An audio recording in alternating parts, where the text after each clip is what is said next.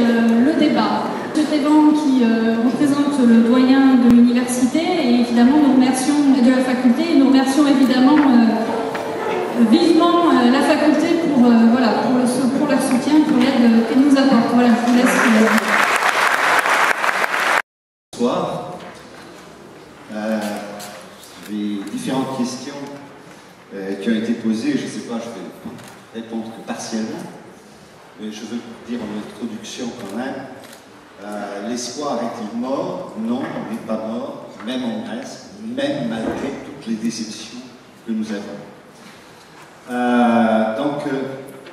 Je voudrais faire un petit tour. C'est vrai que le sujet de cette soirée, c'est effectivement les dettes, comment les dettes sont les instruments utilisés pour nous imposer des politiques d'austérité, comment la lutte contre cette logique par la Grèce, nous l'avons vécue et que nous en est, et comment à partir de là on va en tirer des enseignements pour aller de l'avant malgré les échecs et les déceptions très fortes qu'on a pu connaître ces dernières semaines et ces derniers jours en particulier.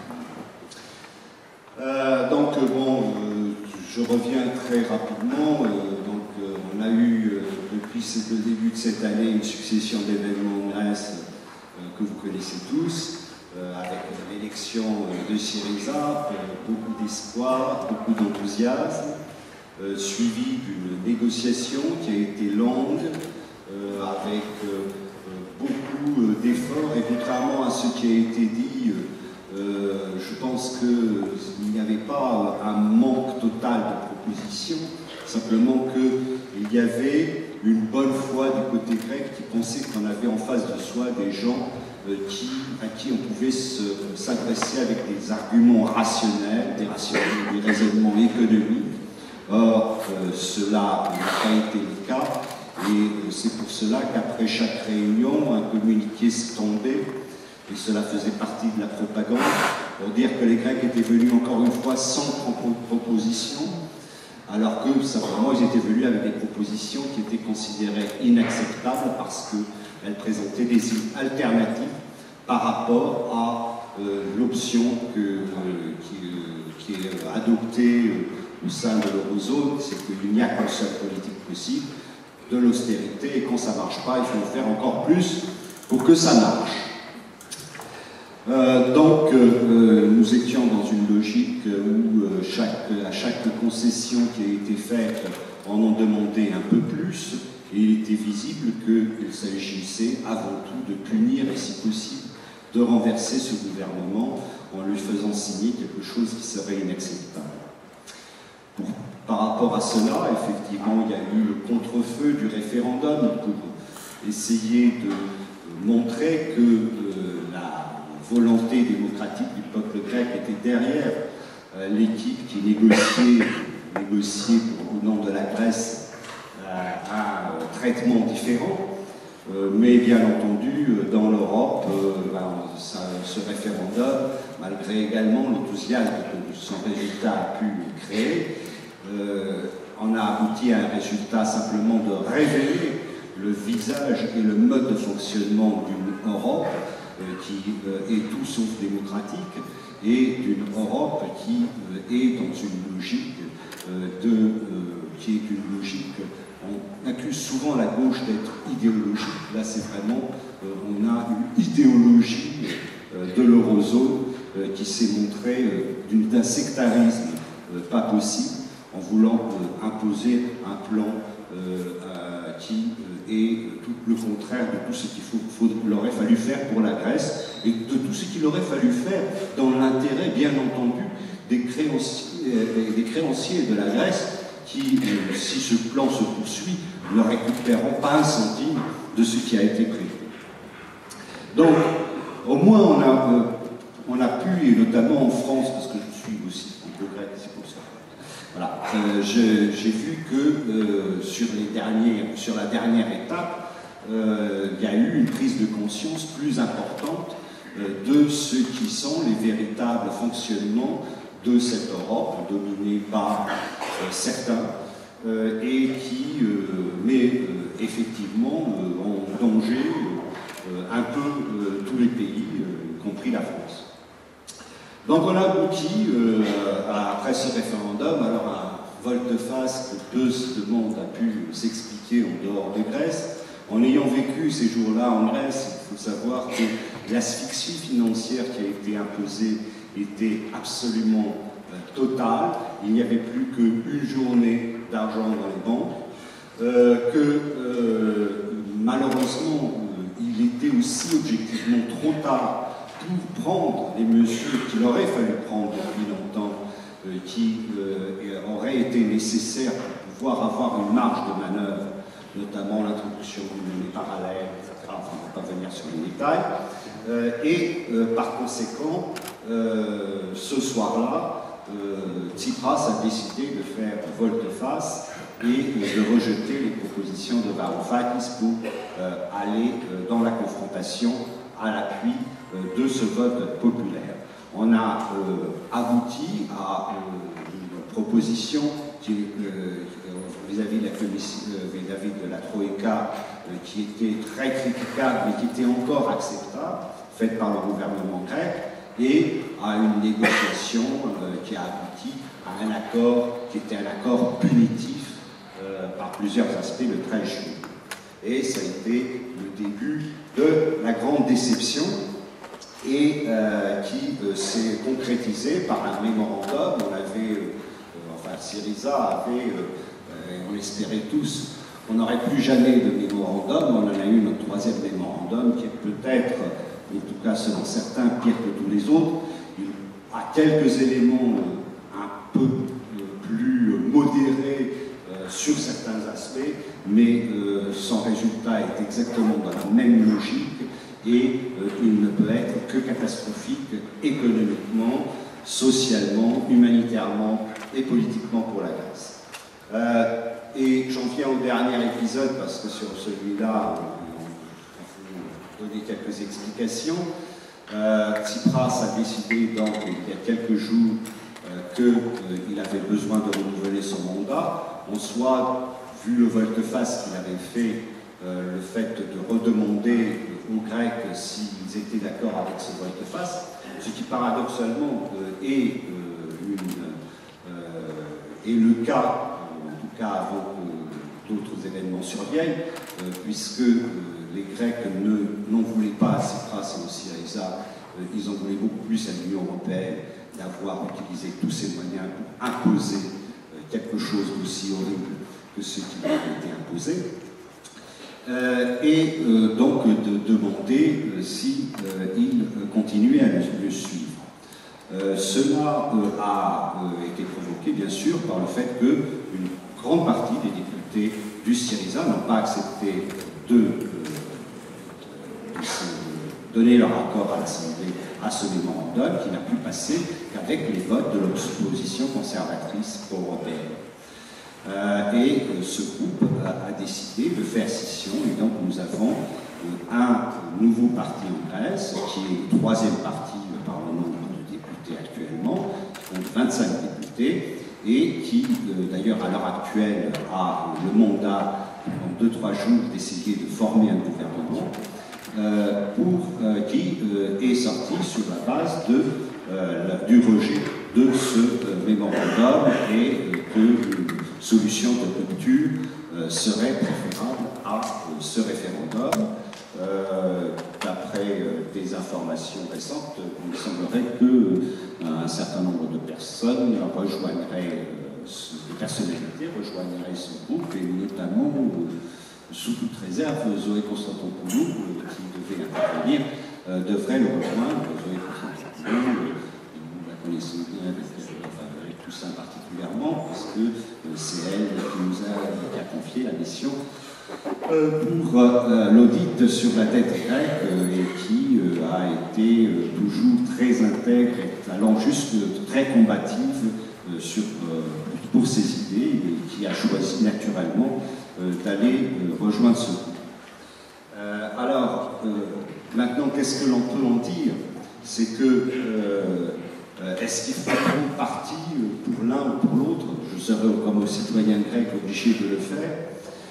Je ne pense pas que ça soit absolument nécessaire de tomber néanmoins dans le piège de la division tel qu'on nous le tend. Je pense que ça fait partie du plan de la Troïka que de faire que le cas grec, enfin la solution politique grecque soit une parenthèse, la solution de gauche, et que nous ayons à nouveau une nouvelle majorité. Ce qui pourrait être le cas si cette scission conduit à vraiment à un vote équilibré entre les deux partis, le nouveau parti et l'ancien parti Syriza, et à ce moment-là, nous aurons la nouvelle démocratie qui sera la première, et donc la droite qui reviendra au pouvoir, ce qui serait pour moi un cauchemar. Mais d'un autre côté, comment aller voter et donner son soutien à Tsipras qui a accepté un mémorandum inacceptable. Il a accepté néanmoins un mémorandum inacceptable, je pense parce que l'affaire n'est pas finie, ce mémorandum n'est pas réalisable, et si il peut rester au pouvoir avec une alliance qui pourrait au départ être une alliance avec des gens proches du centre, mais qui par la suite, s'il redécidait et vous voyez qu'il y avait une opportunité de tir, et l'opportunité de tir que moi, personnellement, je pense exister en novembre, à partir du moment où nous aurons nos créanciers qui ne vont pas faire les concessions qu'il faut sur la dette, et qui vont au contraire considérer que, comme de toute façon il est prévu, le mémorandum signé n'a pas été bien appliqué parce qu'il est inapplicable, et nous demanderons de nouvelles mesures. Face à ces demandes-là, on ne pourra que avoir un nouveau conflit, et je souhaiterais que ce nouveau conflit soit l'opportunité de réunification, de nouvelles alliances entre les deux partis qui ont fait scission aujourd'hui, et c'est dans cette direction qu'il faut essayer d'encourager les choses. Maintenant, pour finir sur ce chapitre grec et passer un peu sur le chapitre européen, il y a beaucoup de choses qui sont à faire. D'abord, tirer les leçons. Nous avons des adversaires, des ennemis qui sont redoutables. Nous avons un fonctionnement de l'eurozone qui est inacceptable. Nous avons un fonctionnement démocratique de l'Europe actuelle qui ne peut pas continuer comme ça.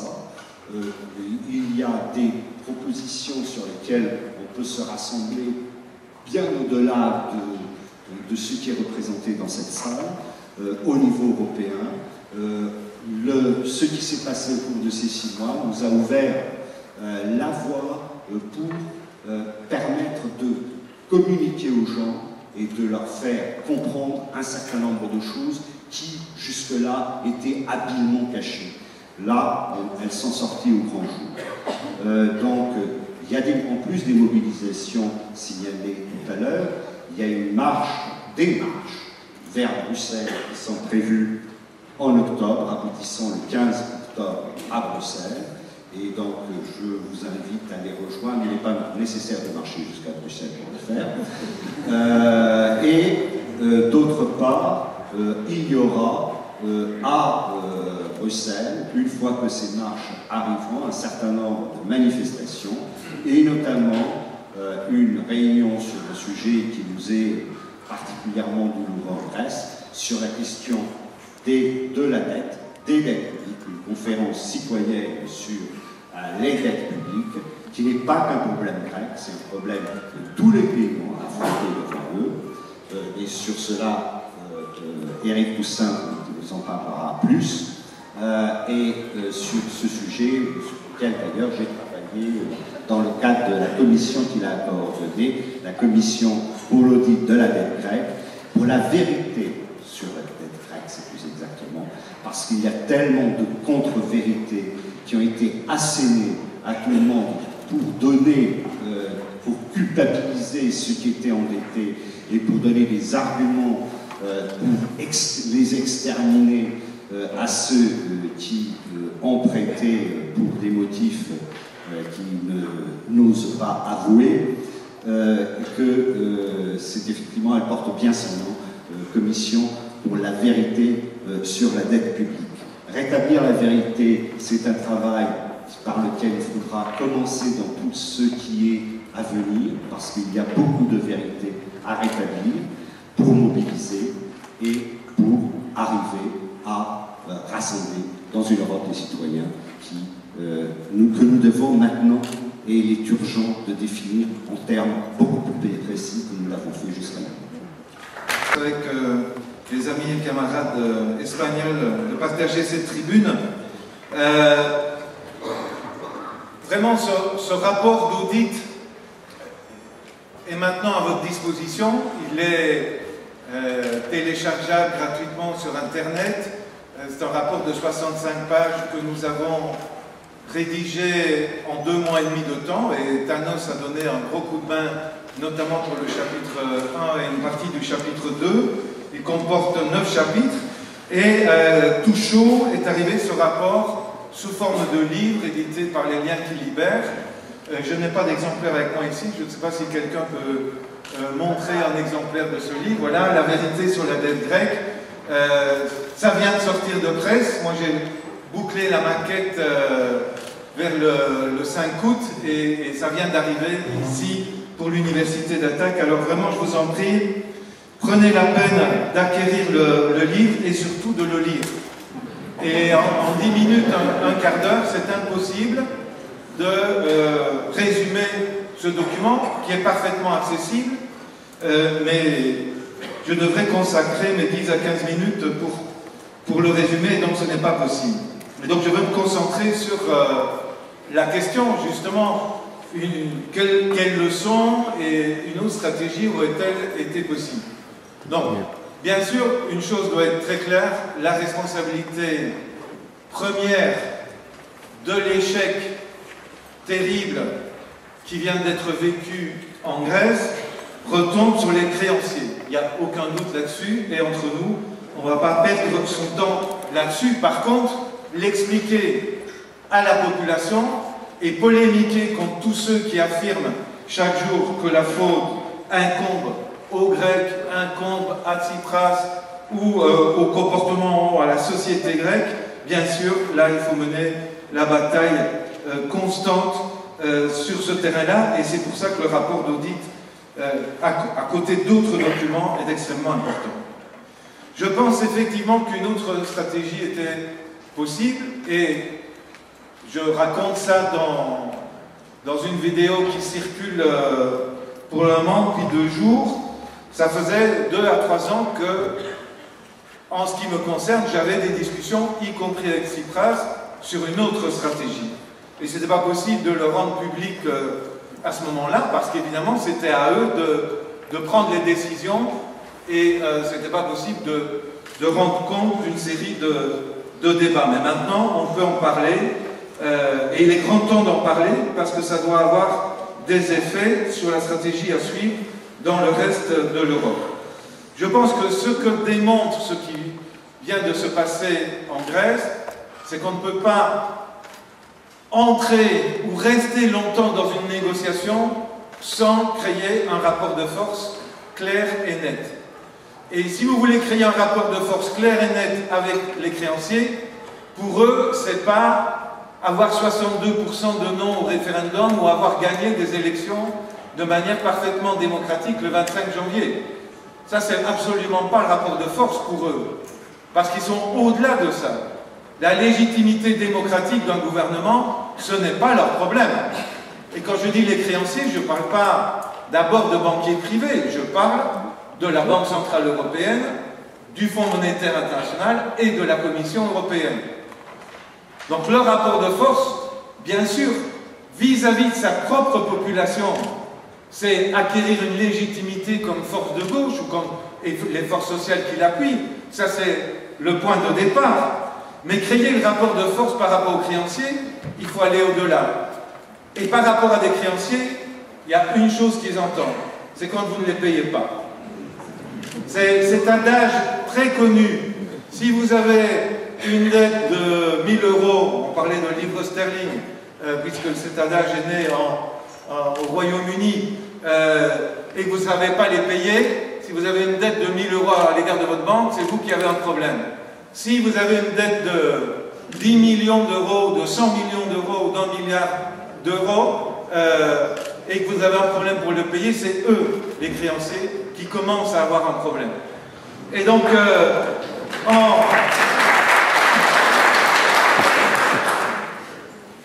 le fait d'affirmer le 20 février, après 3 semaines de négociations, comme Varoufakis l'a fait avec le mandat que lui donnait Alexis Tsipras, qu'il allait, en tant que ministre des Finances, assurer tous les remboursements en respectant le calendrier et en payant exactement ce qui devait être payé à chaque créancier, a déforcé le gouvernement grec.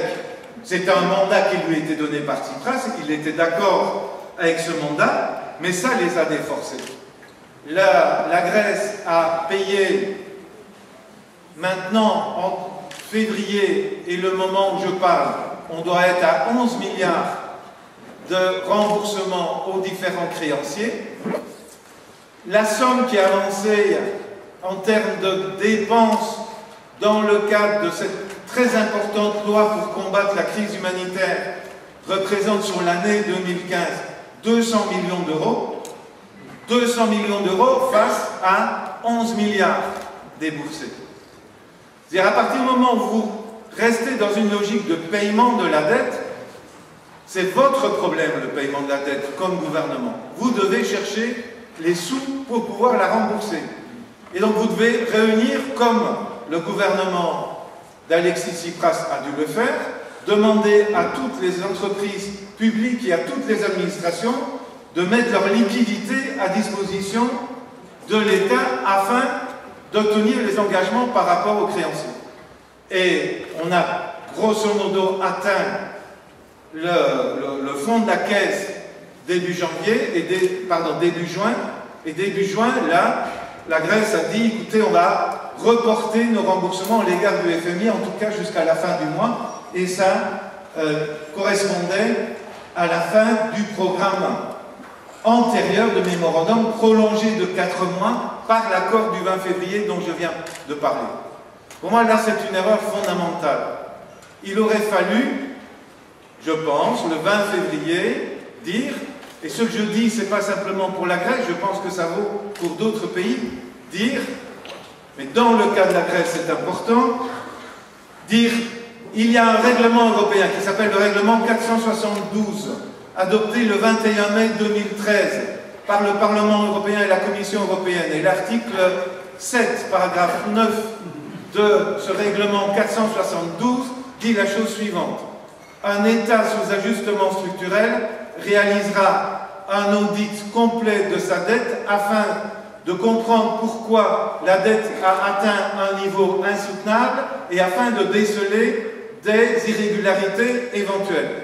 Sur la base de cet article 7 du règlement 472, le gouvernement grec aurait pu dire « Je suspends le paiement de la dette, le temps de faire l'audit prescrit par le règlement, et je négocie avec vous, pour vous les créanciers, pour que nous trouvions un accord. » Donc la suspension de paiement pour changer le rapport de force par rapport aux créanciers. Évidemment, les créanciers ne seraient pas restés sans réaction.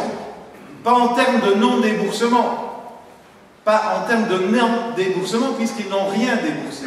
La Grèce a payé et les créanciers n'ont rien déboursé. Je vous rappelle que, par l'accord du 20 février, la Grèce attendait en échange de la négociation que les 7,2 milliards qui étaient toujours dans le cadre du mémorandum en cours prolongé de 4 mois, soient déboursés par les créanciers, ce qui aurait permis à la Grèce d'assurer ces 7 milliards de remboursements jusque fin juin, qui sont maintenant devenus 11 milliards, parce qu'il y a des remboursements à la Banque Centrale Européenne qui ont été effectués pour, quand je dis 11 milliards, on en est presque à 13 milliards maintenant, parce que c'était plus de 6 milliards à rembourser en juillet-août. Ok? Les créanciers n'acceptant pas de débourser les 7 milliards, se justifiait parfaitement la suspension. Ils n'ont pas fait ce déboursement. Donc, on ne peut pas me dire la menace était qu'ils ne déboursent pas. Ils n'ont pas déboursé.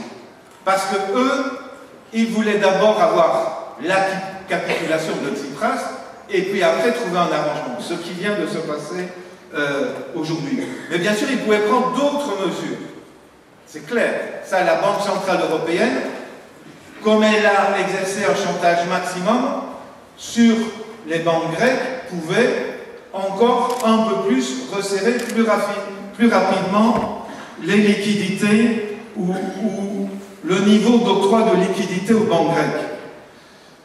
Mais pour ça, ça pose, pour moi c'est une deuxième leçon qu'il faut tirer de cette affaire. Il faut prendre des mesures très fortes à l'égard des banques. Dans le cas de la Grèce, il faut que vous sachiez que l'État grec est l'actionnaire principal de chacune des 4 grandes banques et de 3 d'entre elles, l'actionnaire majoritaire. La 4e, l'actionnaire principal. Mais comme dans le cas de l'Espagne, les actions aux mains de l'État grec sont, comme les Espagnols le connaissent très bien, preferentes en espagnol, en français des actions préférentielles, qui ont, à la différence de ce que peut laisser entendre le mot préférentiel, le désavantage de ne pas donner de droit de vote. Il faut avoir une action ordinaire pour avoir un droit de vote. Si vous avez une action préférentielle, vous n'avez pas de droit de vote. Or, dans le cadre du sauvetage des banques grecques depuis 2010, l'État, par le fonds de recapitalisation des banques, où on a mis déjà plus de 45 milliards d'euros qui ont été injectés dans ce fonds, mais il y a eu d'autres aides aux banques grecques qui ont été octroyées. Ce fonds de recapitalisation donnait droit à l'État de devenir actionnaire ou de renforcer sa position d'actionnaire, mais en acceptant de n'avoir que des actions préférentielles, l'État, sous Papandréou et puis sous Samaras, s'est refusé à exercer réellement le pouvoir sur les banques. Que pouvait faire un gouvernement, selon moi, avec la légitimité du mandat de Tsipras, c'est de dire à la population grecque, nous devons par voie légale changer le statut de notre relation aux banques, dans votre intérêt, pour garantir vos dépôts et pour garantir que les banques puissent réellement fonctionner. Il fallait faire ça avec simultanément, pour moi, selon moi, une mise en faillite ordonnée de ces banques. Les banques grecques sont de véritables tonneaux d'Anaïde qui demandent constamment des capitaux qui repartent constamment, comme l'a montré Michel Husson dans une série d'articles, et comme nous le disons dans le rapport d'audit sur la dette grecque. Si on veut mettre fin à ça, il faut que l'État, et pour moi c'est vrai notamment en Espagne et au Portugal, il faut qu'une force sociale, qu'une force de gauche dise « Nous voulons un programme de résolution du problème bancaire. » Et un programme de résolution du système bancaire implique que l'État, que les pouvoirs publics prennent et exercent réellement leur responsabilité au profit de l'intérêt général. Dans le cadre grec, ça impliquait une socialisation du secteur bancaire grec. Et donc à partir du moment où vous mettez en faillite, vous entrez dans un processus de résolution, de liquidation d'une série de créances, et vous devez considérer que les dépôts des Grecs dans les banques grecques ou les dépôts des Espagnols dans les banques espagnoles, et ainsi de suite, font partie des créances prioritaires. On utilise les actifs valables de la banque pour rencontrer les obligations à l'égard des déposants. C'est extrêmement important parce que je vous signale que dans le cadre du 3e mémorandum, on vient de faire passer une loi à la demande des créanciers pour que les banques, dans tous les cas de faillite, deviennent créanciers privilégiés et plus, par exemple, dans le cas d'entreprises tombant en faillite, les travailleurs ou les retraités ayant des intérêts via le fonds de retraite de l'entreprise. Ils étaient dans la loi grecque jusque maintenant créanciers prioritaires. Maintenant, ce sont les banques qui deviennent créancières prioritaires. Dans le cadre du troisième mémorandum, à entrer en application dans un délai Thanos le doit le connaître mieux que moi parce qu'ils ont obtenu une période transitoire, mais c'est inscrit dans la loi maintenant. Bon, donc il fallait agir dans un autre sens, et donc effectivement, bon, tout ça, ça veut dire rentrer en conflit avec les créanciers, avec les institutions européennes, désobéir au FMI, désobéir aux institutions européennes. Et face à donc la raréfication prévisible des liquidités, cela demandait de mettre en place une monnaie complémentaire. Et donc j'ai développé ça, je n'ai pas le temps de le faire ici, dans des textes, dans une vidéo. On peut passer notamment, comme les Équatoriens le font maintenant depuis 2 ans, par une monnaie électronique via le téléphone portable. Ce qui permet de contourner les banques. C'est-à-dire on ne passe pas par un compte bancaire, on passe par une ligne de crédit octroyée par la Banque centrale du pays aux différents citoyens via leur téléphone portable. On peut aussi imaginer d'autres formes de monnaie complémentaires, et Thomas Coutreau, qui est ici en face de moi, a une série d'idées avec Bruno Terret. Ils ont écrit plusieurs choses à ce propos. Et justement, une des choses qui ont manqué cruellement avant la victoire du 25 janvier et après, c'est de réunir toute une série de compétences et de provoquer un débat public sur les alternatives. Un des énormes problèmes, je me réfère là à mon expérience, lorsque j'essayais j'avais des contacts directs avec Alexis Tsipras, j'avais des contacts directs avec des gens directement de son entourage. Mais lorsque j'essayais de savoir est-ce que le chargé principal du programme économique, à savoir Yanis Dragazakis, est en train réellement d'élaborer des choses, c'était, du côté de ce que j'entendais, silence radio. Une série d'amis grecs qui étaient des chercheurs et travaillaient notamment pour les institutions de formation syndicale sont allés travailler pour Dragazakis il y a 3 ans, et un grand ami à moi depuis 40 ans m'a dit: j'ai remis ma démission après 6 mois parce que je ne faisais rien. Parce que alors que j'étais prêt et j'étais censé travailler sur le dossier banque, on ne me faisait pas travailler sur le dossier banque. Alors là, c'est une question à se poser. Pourquoi des éléments clés dans la direction de Syriza n'ont pas travaillé véritablement à une alternative, et notamment sur la question des banques? Personnellement, c'est une conclusion très grave que je tire, parce que je suis convaincu qu'ils ont dit aux banquiers qu'on n'y toucherait pas fondamentalement. Et donc l'idée du plan qui a été appliqué, c'était: nous allons négocier avec les créanciers européens, nous avons la légitimité populaire, nous continuons les paiements, nous ne toucherons pas aux banques, et dans le cadre des paiements que nous faisons, en contrepartie, nous aurons des nouveaux déboursements. Nous pourrons donc continuer à recapitaliser les banques avec leur statut actuel. Je pense que c'était ça, le programme appliqué en pratique par le gouvernement d'Alexis Tsipras, Dragazakis, vice-premier ministre, et Yanis Varoufakis et d'autres. Et donc il n'y avait pas de plan B caché. Il y avait un refus de plan B. Il n'y avait pas de plan A parce qu'il n'y avait qu'un plan. Et avec l'idée, avec un seul plan, on va convaincre, y compris les créanciers, qu'on n'a pas de plan B, qu'il n'y a pas la volonté de faire autre chose par ailleurs. Et donc, comment on va créer la confiance du côté des créanciers? Ça va marcher, parce que nous avons la légitimité. Mais non, ça n'a pas marché. Les créanciers n'entendent pas les choses comme ça. Et quand ils ont vu qu'effectivement le gouvernement de Tsipras n'avait pas de plan B, n'avait pas pris des premières mesures fortes le 20 février, ok, ils ne les ont pas pris, c'était dommage, je dirais, mais ils pouvaient les prendre dans les mois qui suivent, ils pouvaient encore les prendre en juin, c'était encore possible. Ça devenait plus difficile, comme l'a dit Thanos, mais c'était possible.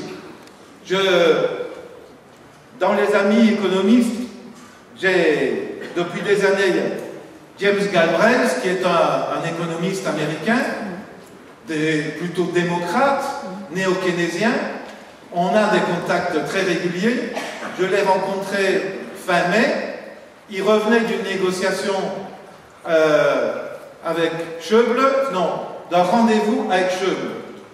Et il me dit, Eric, je suis allé avec Yanis Varoufakis à Berlin. On a pris l'avion pour le voir et il nous a dit, qu'est-ce que vous venez faire ici? Je n'ai rien à discuter avec vous, repartez. C'est ce que Galbraith m'a conté de son expérience. Et il m'a dit, effectivement, qu'il commençait à avoir des doutes sur le fait de ne pas avoir suspendu le paiement, mais il était pour l'orientation de ne pas suspendre le paiement, mais il commençait à se dire, on aurait dû peut-être prendre l'autre option, et ce dont il était convaincu, c'est qu'il fallait absolument lancer une monnaie complémentaire. Mais il me disait, je n'arrive pas à convaincre, ça ne passe pas. Donc il y avait un barrage, visiblement, je pense qu'il a fini par convaincre Yanis Varoufakis, et que Yanis Varoufakis, comme il l'a dit dans une fameuse conversation téléphonique du 16 juillet que tout le monde peut écouter, c'est en anglais, ça dure une demi-heure, ça aurait dû rester secret, mais tout le monde peut y avoir accès sur Internet et ça fait un scandale en Grèce. Effectivement, Yanis Varoufakis dit qu'il avait commencé à mettre en place la possibilité d'une monnaie parallèle. Mais à mon avis, il a attendu les tout derniers jours de juin.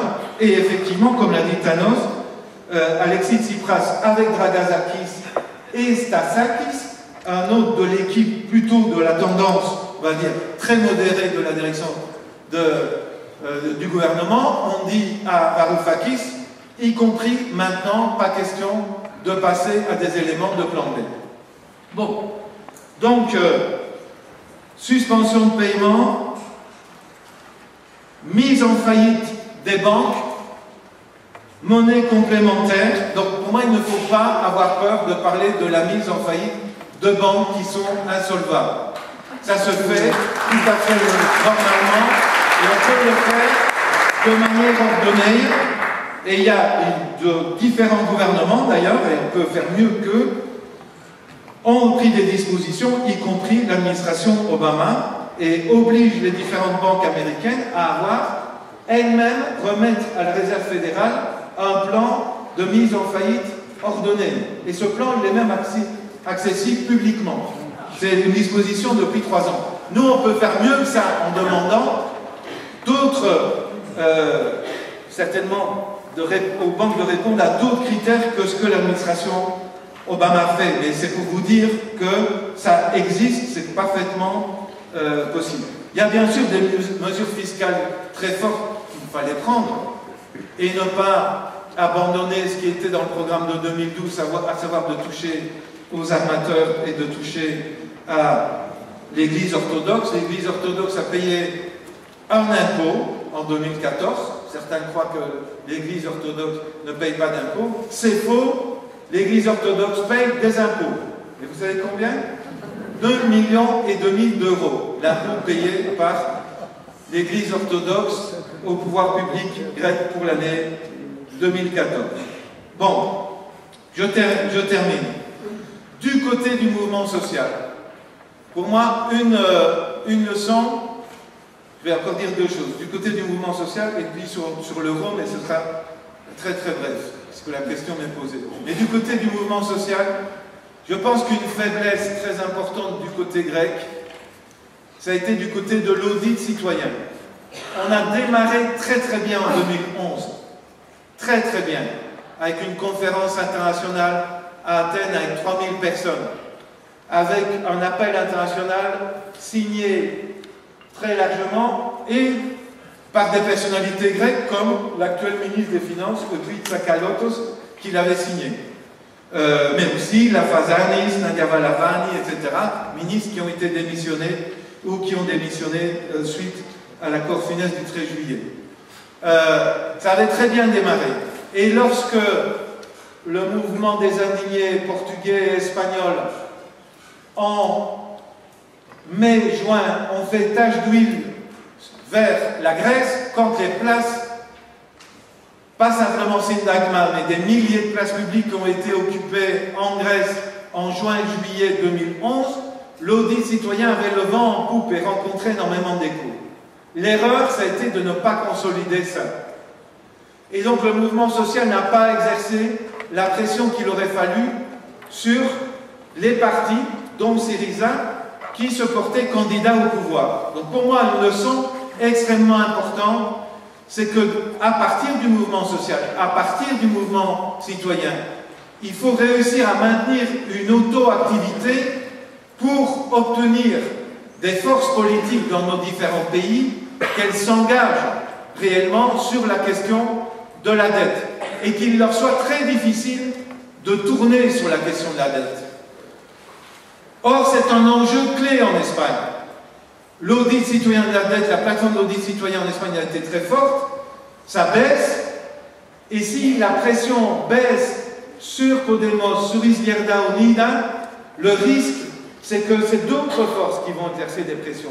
Pour le moment, vous allez le raconter, heureusement, les choses ne sont pas jouées dans un sens négatif, et sur le Grand Madrid, et à Barcelone, et dans différentes municipalités, il y a des initiatives d'audit tout à fait intéressantes qu'il faut soutenir à fond.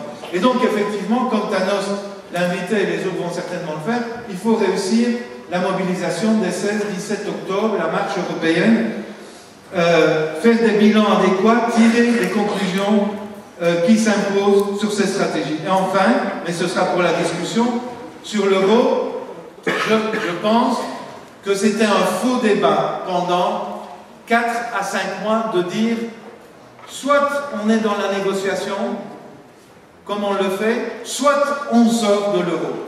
Je pense qu'il était possible de prendre les mesures que j'ai dites sans sortir de l'euro et d'entrer dans une dynamique d'accumulation de force par rapport aux créanciers qui pouvait finalement, avec la compréhension et le soutien de la population grecque, amener à une sortie de l'euro. Mais le débat n'était pas pour moi. À tort, il était présenté justement comme si on ne négocie pas comme on le fait, on est foutu dehors de la zone euro et ça va être la catastrophe. Je pense qu'on aurait dû sortir de ce débat-là en Grèce et avoir un débat sur ces mesures complémentaires et commencer à les mettre en pratique.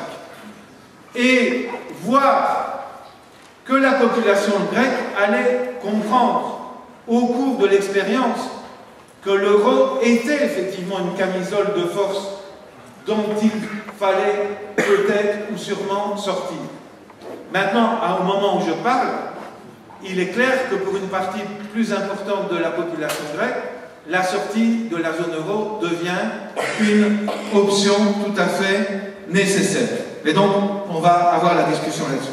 Merci beaucoup pour votre attention. Le problème global des Grecs, le problème de la dette publique n'est pas un problème exclusivement grec, simplement la Grèce est un cas extrême, peut-être, mais surtout un cas extrêmement significatif, et c'est pour ça qu'il est utile de l'examiner de près, mais il faut bien comprendre que cela est de manière explosive présent en Espagne, sous une autre forme également assez préoccupante en Italie, mais c'est aussi le cas en France et dans d'autres pays, et par conséquent, ce n'est pas simplement qu'on a besoin de solidarité des uns vis-à-vis des autres, mais qu'on a besoin d'union, c'est-à-dire de travailler ensemble dans la même direction, parce qu'il y va de notre intérêt commun. Tout à fait raisonnable sur que devrait faire la Banque Centrale Européenne. Comment mettre en place un mécanisme de restructuration des dettes sur le plan international. tout ça, il y a toute une série de propositions parfaitement raisonnables, cohérentes, qui pourraient servir l'intérêt général. Mais le problème, c'est que les dirigeants de la Banque centrale européenne, les dirigeants de la Commission européenne, les gouvernements qui dominent les principales puissances de l'Union européenne, et presque tous les gouvernements au sein de l'Union européenne, n'en veulent absolument pas. Yanis Varoufakis proposait quelque chose de tout à fait raisonnable à la Banque centrale européenne en matière de dette grecque. Mais c'était absolument hors de propos pour la Banque centrale européenne, qui a tout fait, comme l'a dénoncé Attac, comme l'a dénoncé le CADTM, pour asphyxier la Grèce, et il y est parvenu. Donc pour moi, on peut faire des tas de propositions. La Banque centrale européenne doit prêter directement aux États et ne pas prêter aux banques à du 0,05%. Mais ça, nous sommes absolument incapables d'aller au-delà de ces propositions raisonnables pour les faire appliquer. Ce qui est applicable, c'est quand une force politique accédant à un gouvernement et s'étant engagée préalablement sur un programme précis, commence à l'appliquer. Et là, il s'agit de poser des actes unilatéraux, des actes souverains, basés sur des arguments du droit international et du droit interne. Mais qu'on m'entende bien quand je dis ça, une série de gens ont tendance à comprendre que, donc, je pense qu'il faut aller porter devant des instances juridiques internationales la demande légitime d'un État pour que cette instance internationale donne raison à cet État. Non, il n'y a pas ces instances. Il n'y a pas ces instances. Il n'y a pas de tribunal international de dette. Il y a l'Assemblée générale des Nations Unies. Allez devant elle. Vous pourriez même avoir une majorité de 120, 130 ou 140 États vous donnant raison, comme les Palestiniens ont obtenu raison devant l'Assemblée générale des Nations Unies. Rien ne change s'il n'y a pas d'acte souverain posé par un pouvoir légitime qui, se basant sur la charte de l'ONU, se basant sur le droit international, se basant sur son droit interne, dit « je désobéis ». Parce que j'ai l'obligation de désobéir pour respecter une série de critères humains fondamentaux. C'est ça une réponse précise. Alors pour moi, mon inquiétude, je le dis franchement, c'est avec Podemos maintenant qui a la chance, la possibilité d'accéder à des positions de pouvoir.